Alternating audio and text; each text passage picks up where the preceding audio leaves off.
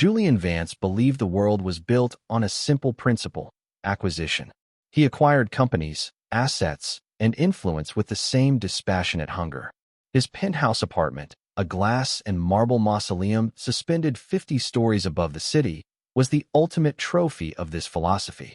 It was a space of curated silence, where the only art was the skyline, and the only warmth came from the underfloor heating.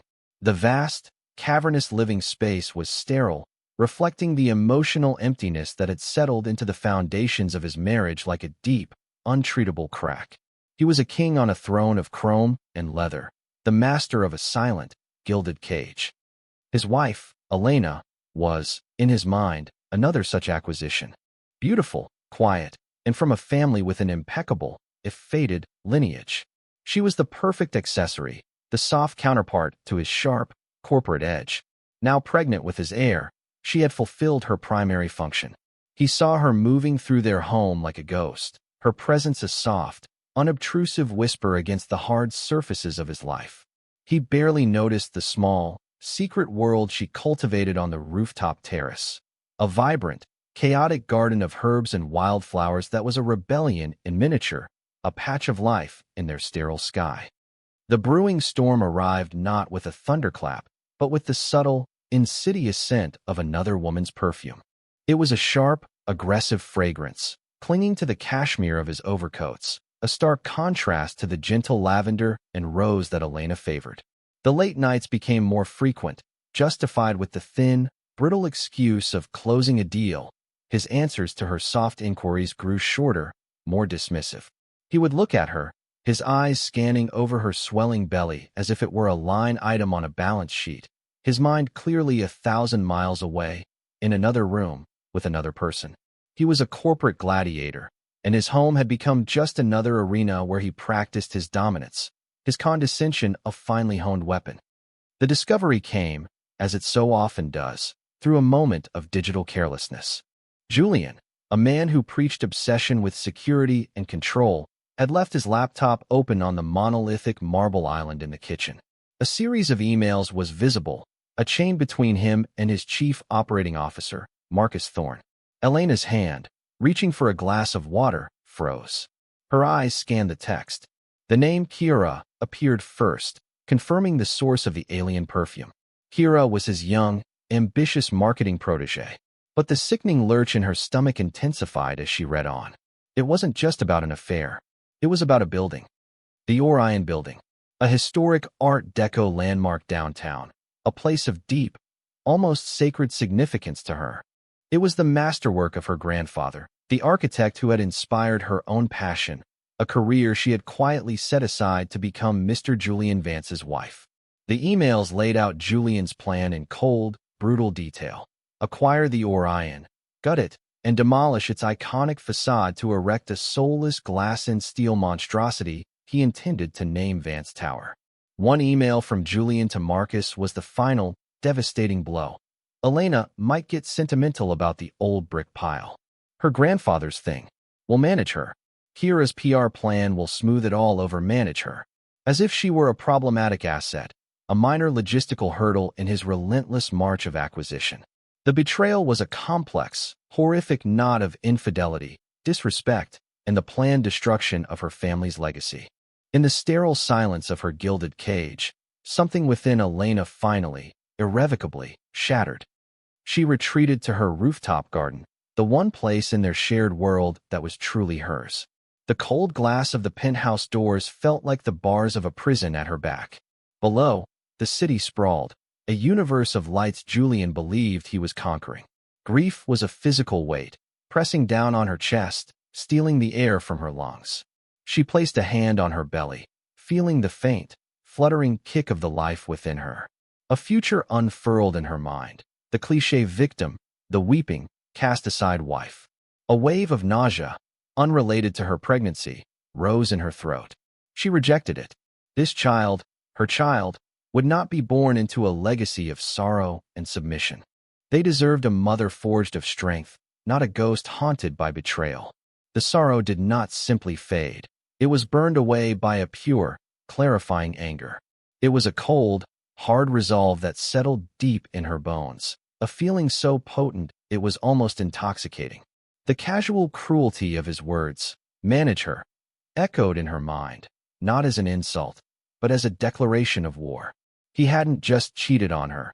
He had dismissed her entire being, her intellect, her history, her soul.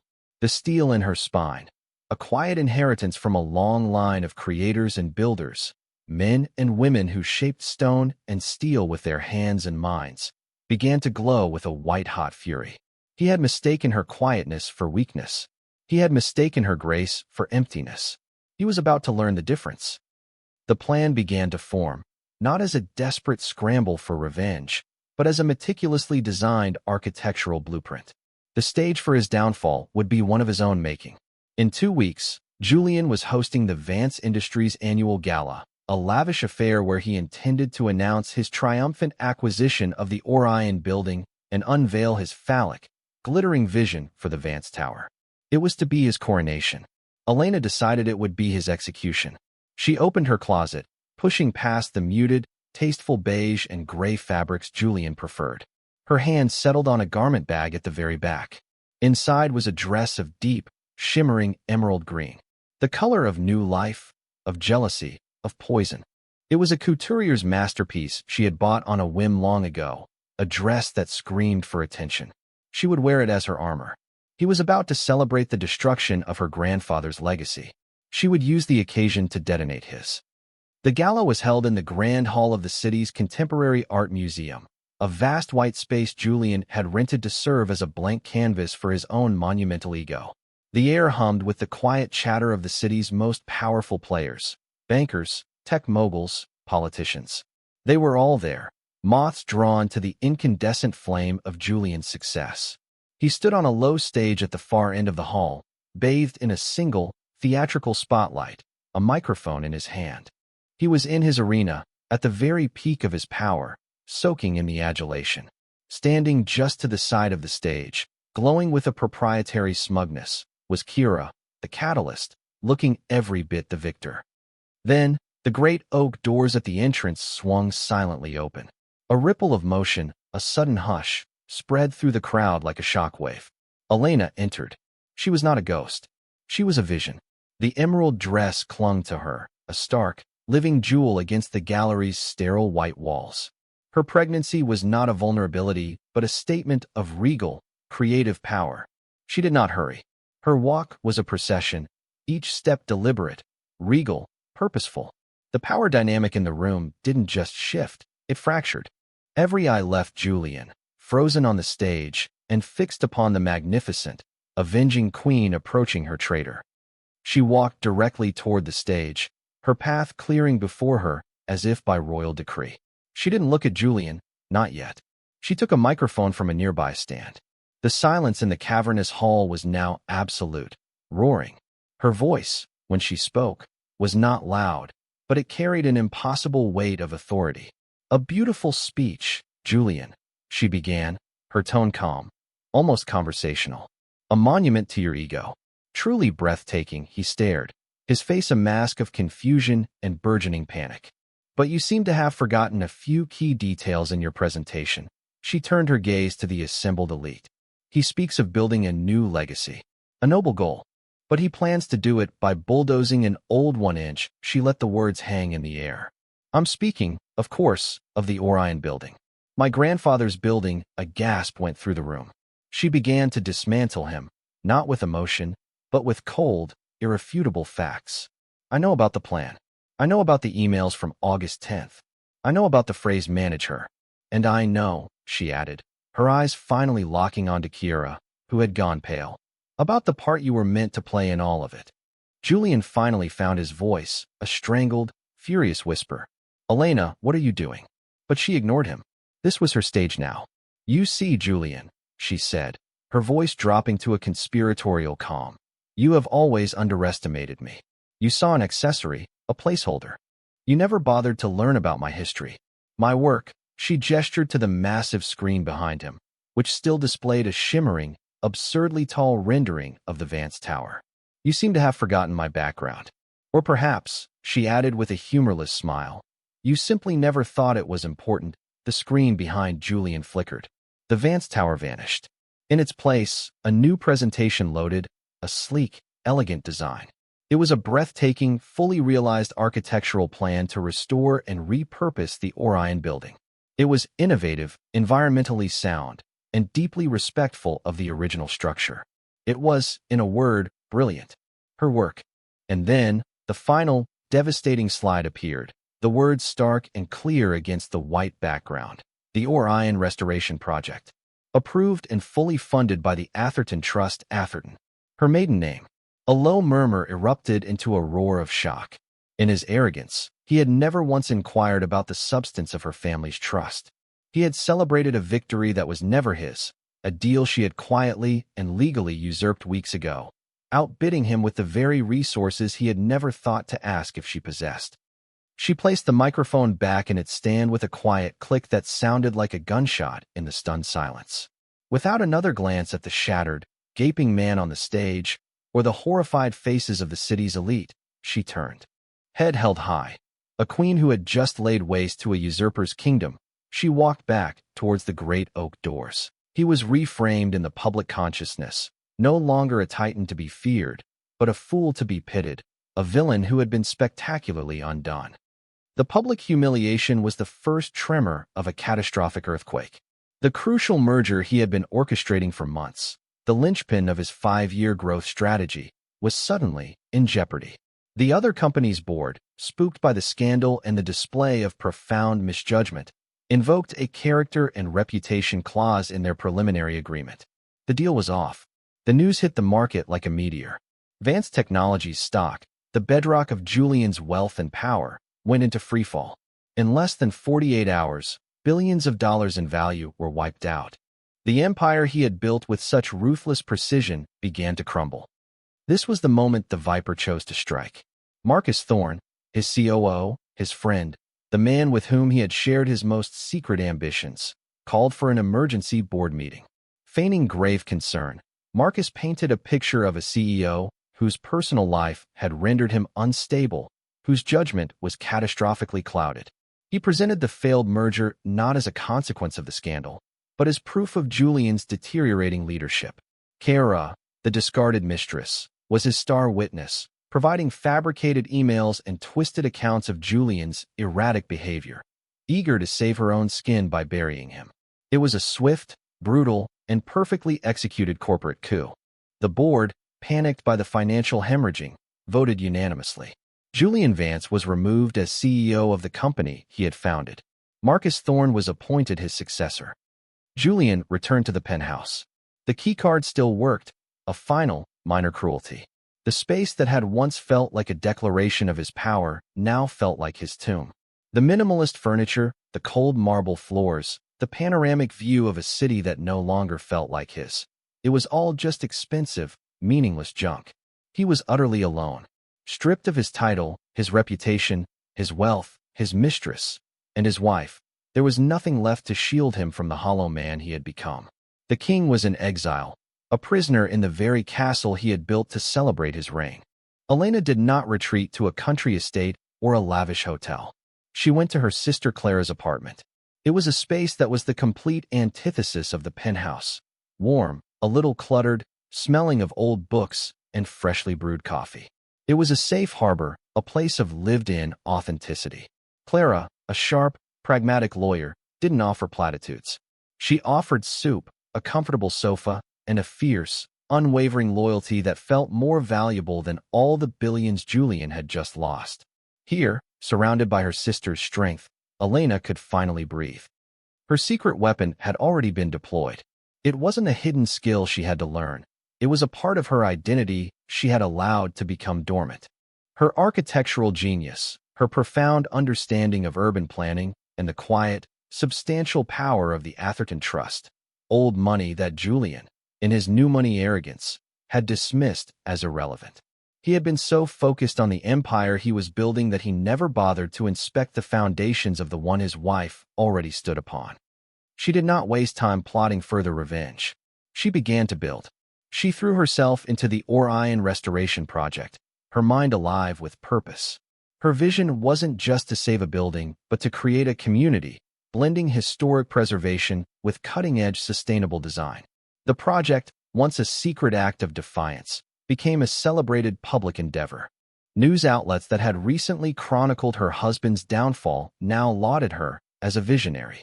She was no longer Julian Vance's wife. She was Elena Atherton, a formidable power in her own right, building a legacy of creation and restoration, the philosophical opposite of Julian's destructive ambition. Months passed. Elena was overseeing the final stages of the Orion's revival when a plain, anonymous envelope arrived at her temporary office. Inside was a single USB stick. She plugged it into her laptop with a sense of dread. It contained files, encrypted financial records, and audio recordings, a detailed breadcrumb trail left by a terrified loyalist still inside Vance Technologies. The data was damning. Marcus Thorne hadn't just opportunistically staged a coup. He had actively engineered Julian's downfall from the inside. He had been shorting Vance stock for months through offshore shell companies.